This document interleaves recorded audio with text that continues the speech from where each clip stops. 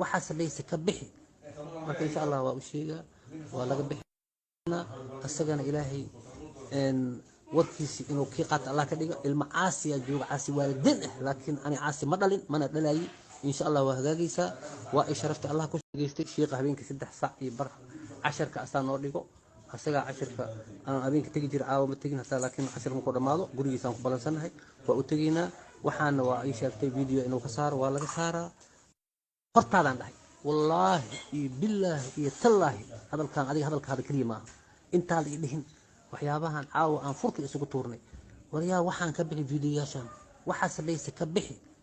marka insha Allah waa u sheegaa waa laga bixina asagana ilaahay warkiisi inuu kii qaata Allah ka dhigo ilma caasi jooga caasi waalidin laakiin ani caasi ma dhalin mana dhalayi insha Allah waa hagaagaysa waa ay sharafta Allah ku sharfo waxa sheegaysan waa wax nin walba rag ka damqaayo